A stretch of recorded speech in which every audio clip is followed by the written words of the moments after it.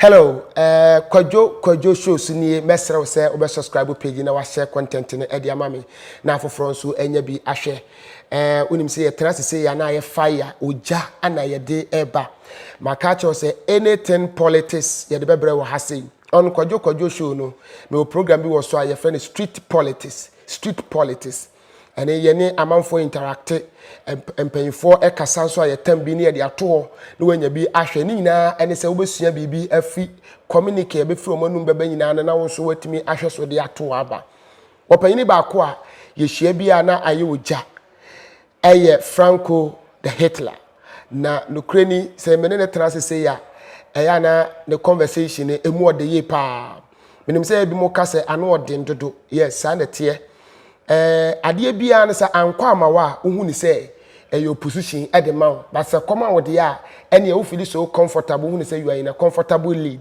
and then a koso enti menena atnas na idie discussion no kreni purely politics na ye be man deep analysis of what is happening in Ghana. Yes, in-depth analysis partner ye de eba be man die be di kan edi ho enkomo ene die ekoso e wo mrahye bedwam na nsen Harry na Idrisu ade ade bi eba mrahye bedwam asisi ana babaje entrahan ni nyina ne se ye wo mrahye bedwafo makomako enan a omo mrahye bedwam na omo ekọ mrahye bedwam omo de party bidin ene koye emu miensa ewo MPP afa ana ba ko NDC afa de wo NDC afa no okọ mrahye bedwam de NDC din ene koye na okowie ye no afei omo koto omo primaries no awini enchiwan should be akoso ha nani anje ho enam so mo so okọ independent ana afei so ye wo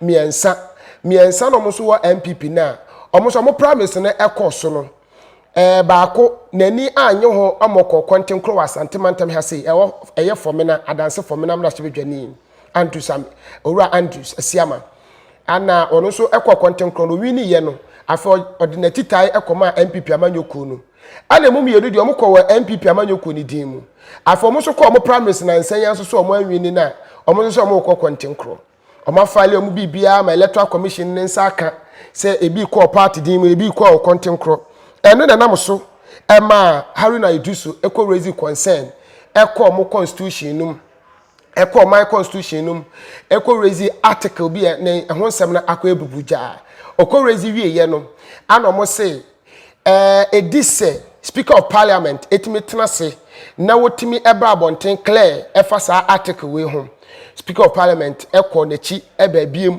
eka so omo ma ne da wo say asem no enya ade ehia putupuru su bia sa ewom se hu hia de batenya putupuru ade eni nti omo ma ne bre na oba abonten no yese aboa ne konachi na otimi epim yi oba na ode betu dwa sa asam na omo okan omo de betu dwa no ampa ehu hia enti ohwemu ye no ehu no se edise sa amrahye bedwafo enan no omofi amrahye bedwam MPP fo sa atam no hu se Harry na Idrisu ebobo baaye no omo ka se omo de omo pese Supreme Court etimi ma omo enchechemu eye ankasa enti campaign for entwentwen so kakra afei emra akoba ne se yayi sa amrahye bedwafo enan na afi amrahye bedwam ho no anna Supreme Court so MPP for mpain for omo e de call Supreme Court so de ne verdict e baaye enya asem no so maka wie there be Supreme Court ntenase enka asem no na emom the Supreme Court de baa ne say stay of execution ne tofa bom nyina ne say asem no de abedan ye ne yasom na yasom no yenso yepese yehwem na ansa na yebehwem no yepese etuo nkotwere de yetwene wo de asem na ba abedan ye wie Harry na Idrisu wasem na oka omrahye bedwam no emrahye bedwafo bobo ho no aba beto ye nan so speaker of parliament eka say enipa makomako nan no omumfi mrahye bedwam omakunya na akoda mpan o say speaker of parliament ya asem na yasom ewom enam se wotumi che wonti masa nkrofo nan no emra mrahye bedwam ho yenka se wadifo enkosisi ye beka asem ni be wie no eni se wo mo fi mrahye bedwam ho MPP for so ade bi emra omo ekọ court no omo amfa parliament ama asem no mu bi ana omo amfa speaker of parliament ama asem no mu so bi efri se yesi se wo de omo koba asem no bi na koba ne se ebia wo hwehwe omo akọ serve omo sermons na se wo nyi omo a e ma asem no twentwen so eche enti di ono so de court no omo look so smart to extend say omo yi san crofo nyina afiri mu no wan ka say bi ehwe na 7 na enya ne ade da bi enti omo koye no say ene afiri mu aba sisi ano ema minority form be majority no eneyi omo san akọ minority majority form so ebe minority no isi omo so asan aba omo majority biem anam the Supreme Court ekaye no na de etie ni amafo bi ka say we di asa dango da do yi enkosi say ye be ka asem ni be wie no MPP fo na de asem ne court no ka asan ka court no mo nafu adu court no kra say o de bi enafu adu na mo pe no krampo de be ma na tra efri say yesi ye nka asem ni wie ya omo ntimi mfim ra hye bedwam ho to what extent ebibusa say enkosi da be na court no be ka asem ni be wie Franco ewa ha say ebare den kura ni abedu sam pempensuo ya MPP fo ebi mu ese wo mo eko independent ebi so se me de mo ho abedon party no ebare den ni abedu sam pempensuo Franco apombo ko de mejo so ya trans bi nyame adom yesi ahia yes. There be a series an opportunity for us to enlighten and educate Ghanaians. Ye me no adwuma nyankopon de amaye no no. Our duty and responsibility is to make sure that we are honest, we are truthful, we are objective. In the higher babetna no, kojo show news no, some babeka street politics no, is going to be purely based on objectivity. Nice one. Yen kon confirm me shem say there be me feel say there be everything will be well structured. Be ka bibia de akire obia amobi atimi atiase. Ntia woku. Okay. I'm ready, I'm set and I'm poised for action. Nice one. Then let's set the ball rolling. Yen Shadi, so what share the brouhaha behind all this? O preamble in the top of boom no beka said. I could make can say there cost our parliament in and if you look at the way the new patriotic party is suffering, especially in parliament, Akuffo Addo. You mean MPP is suffering in parliament? Because of Akuffo Addo. Wow. And I want to be objective, I want to be sincere, I want to be plain. Okay. In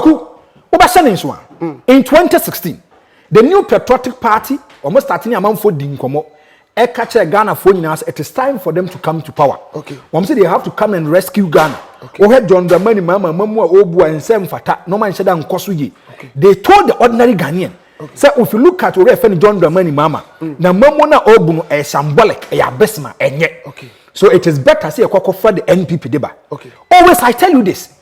Obi or two about for the new patriotic party, Mama winning power piano. Ni parishin to Sudiabi, no the about for the new patriotic party. Okay.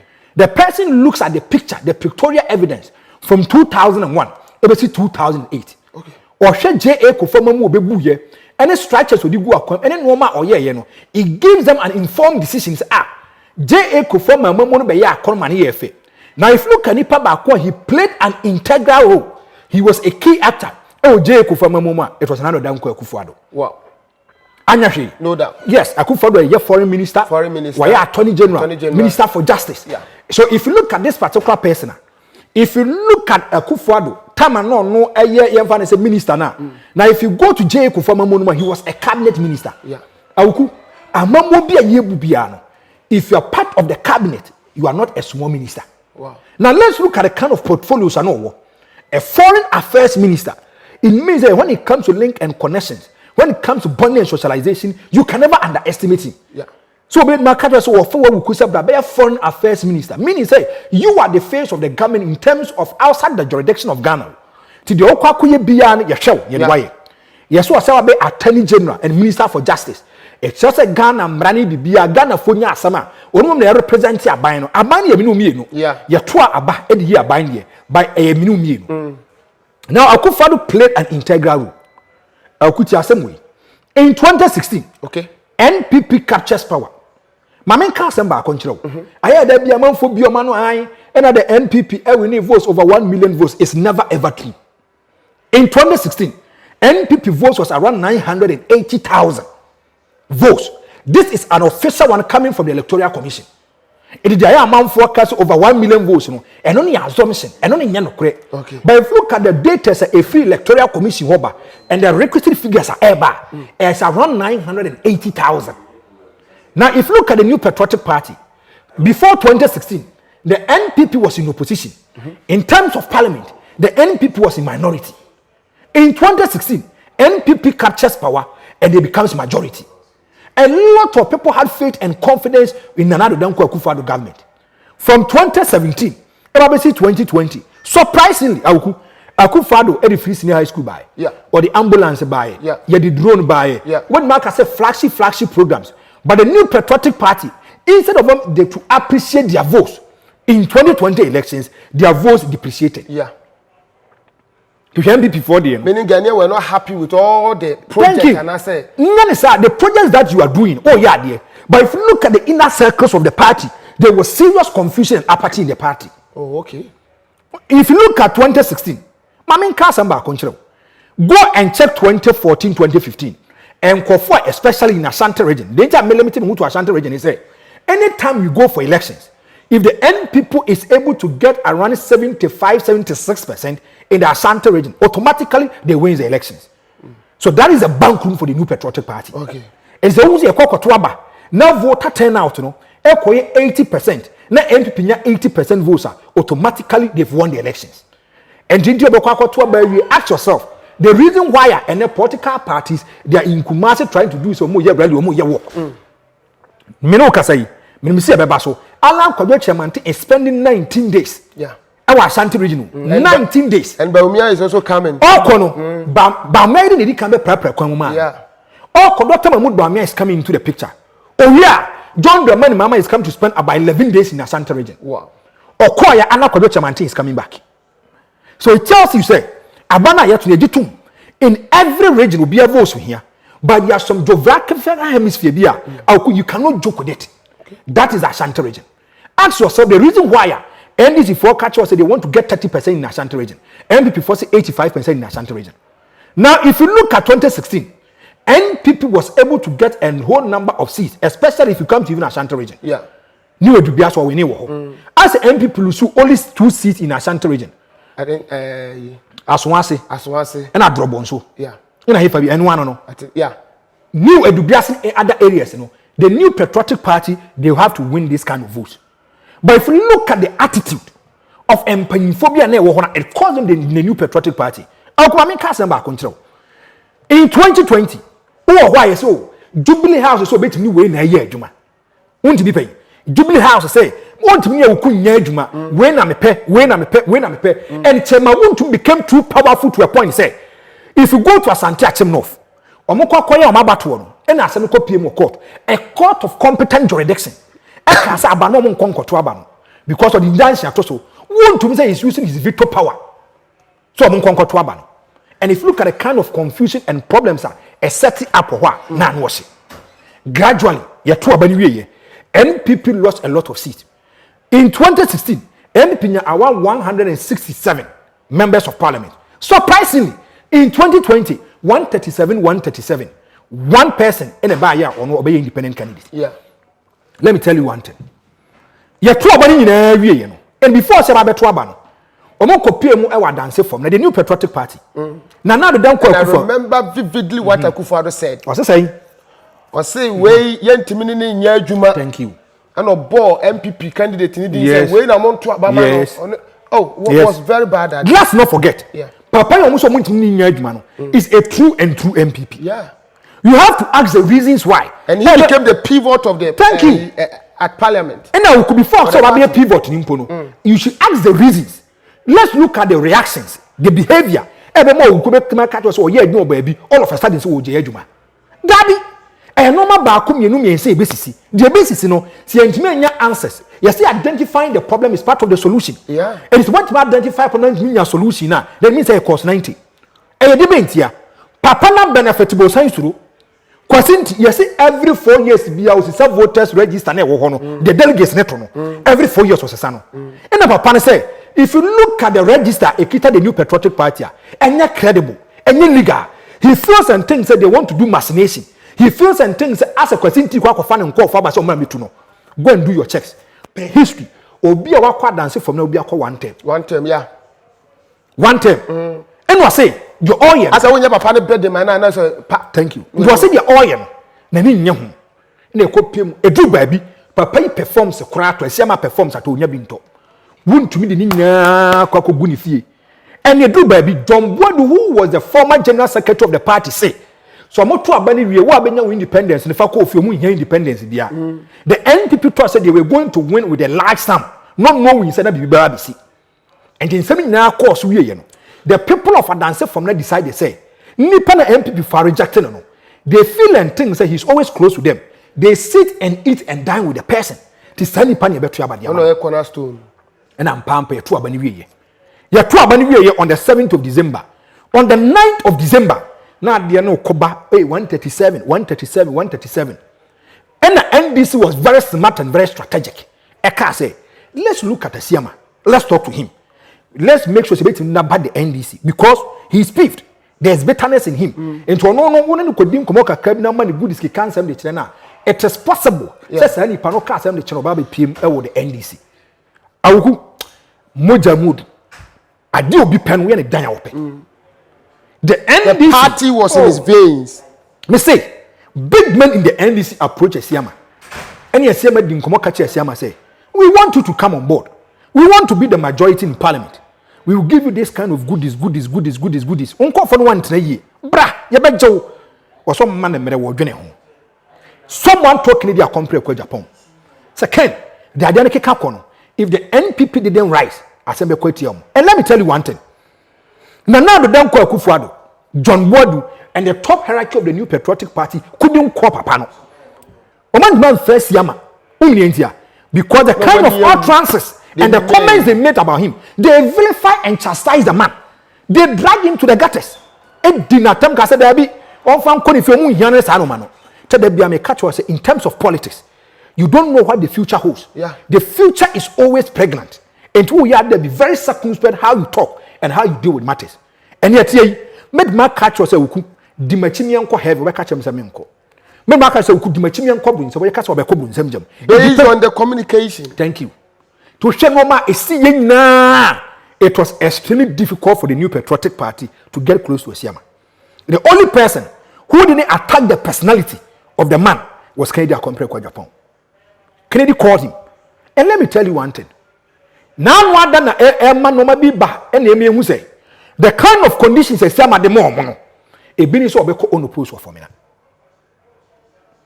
Tieni akwa say oyare a drubi be ma wiase bia obenom de hia ne se wo ho beto. At that particular moment, Owura your friend Asiama gave the NPP conditionality clauses for them to agree because now he is a big man now. Who hear me? Say na yade tie. Say emphasize radio TV and TV station be so hear ya. We will give them our terms and conditions. Yeah. Only hear. So I did too much, then we sign our contract, then we come and work. And if you look at Asiama Diana, he gave them conditions upon conditions. One, also one person question because I is a chairman. Two, a brewer some more you be a flag bearer for the AFN saying parliamentary candidate. He wants to go as an unopposed person. At that time, the NPP needed him. So they accepted the conditions. Masa, a question one who chirimuno. You be a catch, you be a bidiso. Because you need something. And a kaka omujitu. Now look at something. The question in area of Panijitu. Something happened at Parliament, and that is why I'm going to put the blame on Akuffo Addo. The MPP for coming in per history, the amount of the MPP for coming in is Akuffo Addo. And I'm going to explain to you. Okay. Now, I'm not too abandoned in area. On the 8th of December, 9th of December, MPP for say 137. They called the New Patriotic Party parliamentarians. They called them to Senchi. No, I must say, let's discuss.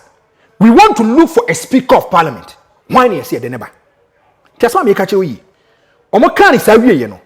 Now the New Patriotic Party members of Parliament said, "Say, Nipa na Akuffo Addo proposal. So onomra no answer me Speaker of Parliament no monte ase. Just me be. Professor Michael Kwe. We are make kind dey akere. Okay. Omo say they are not ready to do government business with my Aaron Kwe. One, omo say me hunu mo bon. Two, wanyini we MPP new kwana person otu kwana kwaje for a year days off on farm. So it's like the New Patriotic Party for Nankasa Kwano. They were having issues with over friend Mike Aaron Kwe. Now the Danko Akuffo Addo say chin on one mepe.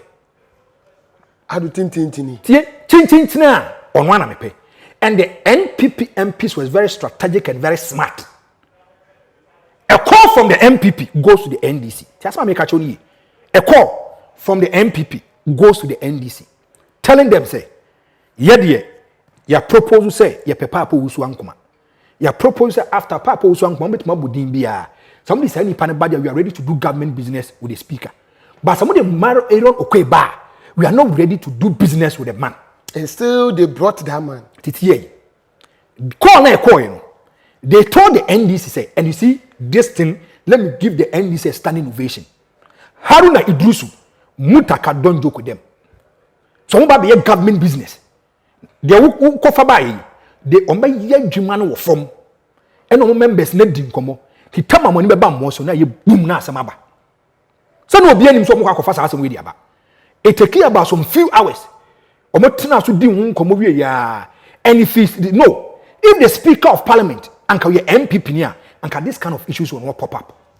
But because the Speaker of Parliament near NDC and it's in bed with the NDC, the Bia Mikato se moja mudu. If you look at Aban Bagman, na braba wabonyina NDC. So he will do the NDC bidding. Do said the more can per the law, it is true. But Obiano, we have the moral issues and we have the law. Law no say any young man running here, but moral issues when markets are. I'll call bro for Uncle Painter, the other year we could be coming channel. Sanity. Now, a year we are an MPP for Nankasa fear called the Copiemo, and when this form catch on say. Abana ye kwa kotono, 137. Ye won't go for me, peeved. Bitterness will they will vote against Aaron Mike Okwe. Samokasa Abano, Yentum openly, Asembeba. The party can go after you. So you then, have secret. I'm telling you guys, push for secret ballot. You can't control. Just want me catch on. Wow. Put for secret ballot. You can't control. So that communication was from the MPP to the NDC. I make catch. Now, who shot the course and I want to read something for you. Okay. Now, one casate or say some NPP members are planned a coup against Professor Mike Okwe. When I can Chain main sabonsu. Nay date be on the 4th of April 2021. Now about 10:09 p.m. Now listen to this. Or say the majority leader in parliament, or say Chain Mensa Bonsu has revealed that prior to the election of the Speaker of Parliament, some members of the NPP were opposed the nomination of Professor Mike Okwe.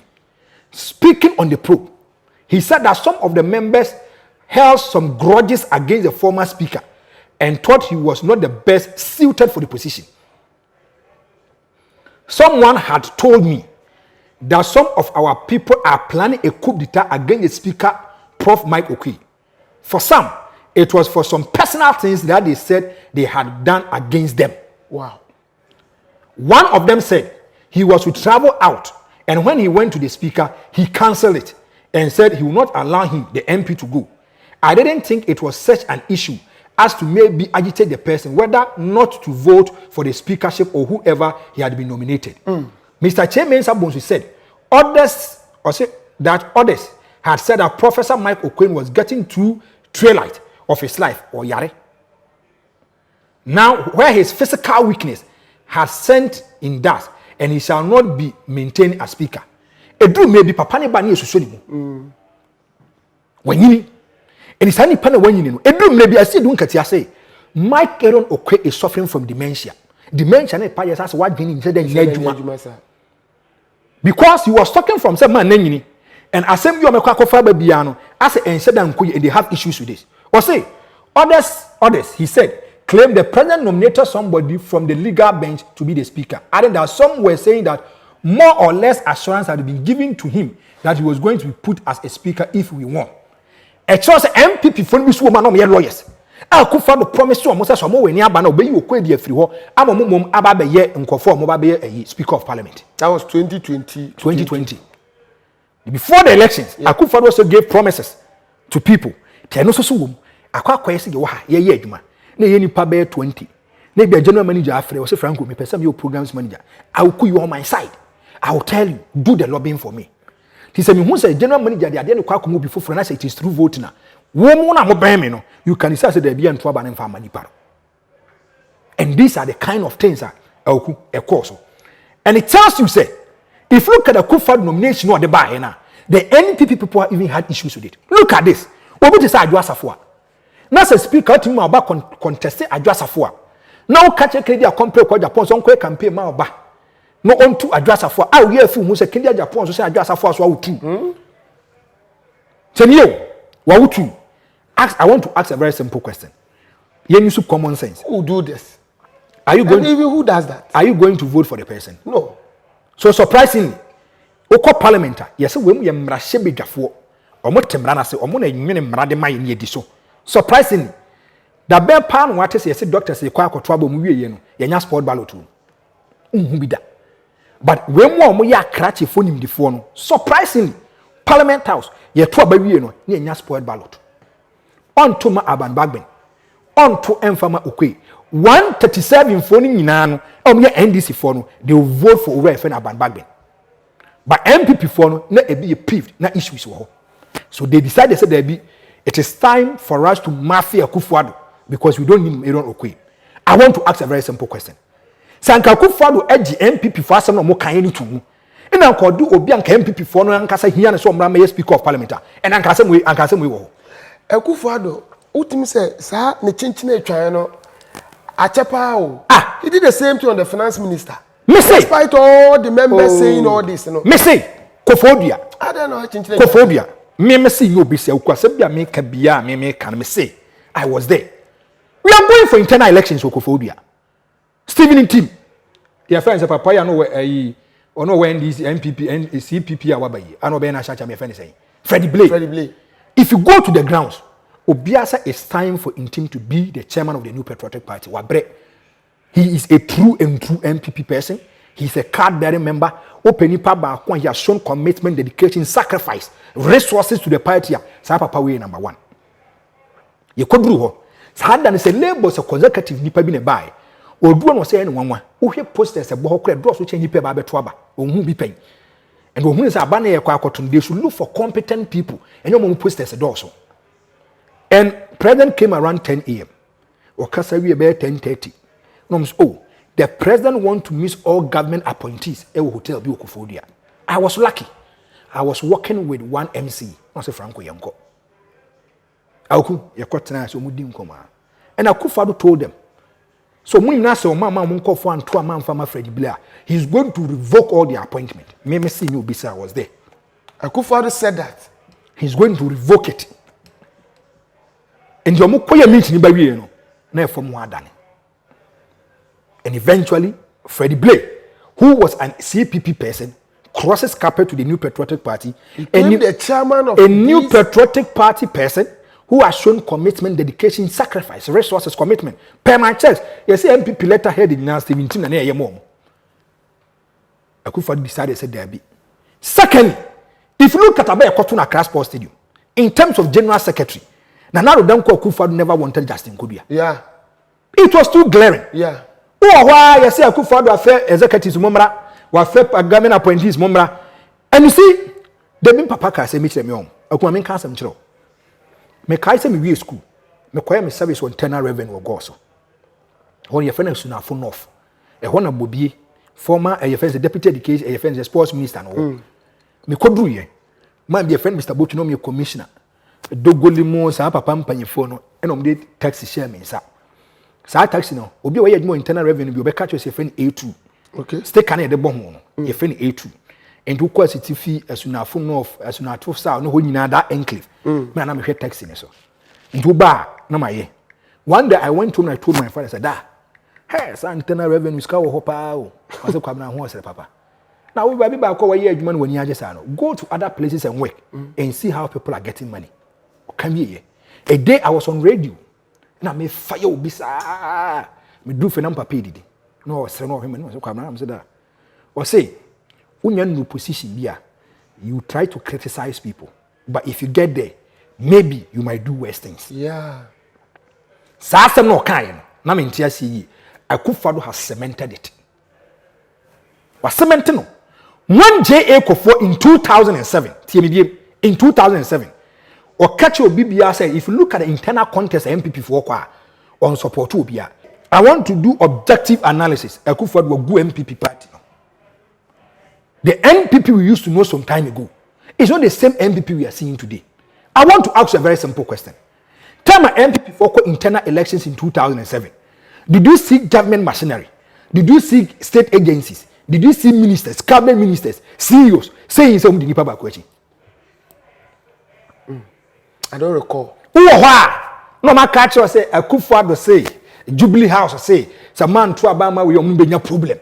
Want to be paying in a Jubilee House buafu, in a Jubilee House buafu, in a Jubilee House buafu.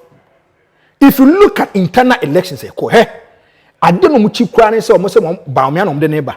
Now what we could be when you say they declare the chair and I said boy change be full they are going to have issues with you.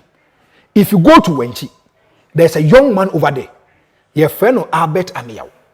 Ne maame ne amabuzia wu na anwa dey awuku abranche ne so no de ne support e ma awura e fe ne kendi akompre kwa Japan temi biemu eno kwa no wanye ni open omo ka che say he should come and declare his support for Dr. Mahmoud Bawumia eno say ono ne support no obe ka che delegate obi anche de ope onye no be che omo de omo pe me say won be duru wanchi no mo ka che say wanye campaign ma na aba no ba weni amomare de do omo to no ko ase senior high e wanchi. That day I saw government officials. Who say the boy Adami wo free yi? Wenchi. Oh, okay. Attorney General. No mo nyina ho. Ye to abawie na mama branch na lusu. Ye to abawie no wa lusu. Sa branch na catch us he's going as independent candidate. Is going to affect the New Patriotic Party. And Akuffo Addo, look at the kind of things that is with the New Patriotic Party. And Akuffo Addo, me say Jay Kufuor the amount for by. Look at Akuffo Addo time. Are you not surprised under Akuffo Addo? Alan resigned on 2 occasions. Are you not surprised? Under Akuffo Addo, as the leader of the New Patriotic Party, Cynthia Morris Muni Edjane. Go to Suhum or Medjane. People are running away from the party. Because if you look at the cardinal principles of the MPP now, and run a MPP, yes, I'm running the year. Okay, Emrana yediti MPP no enya sa Emrana ne yedi eye adwuma. Beda asibebre we eye kwadwo show so street politics o feel free na kire wa adwen e wase kama fa comment ne to na ye nyina ye mobo hu na fa subscribe page ne na share na afoforo nso enya bi hwe. Beda asibebre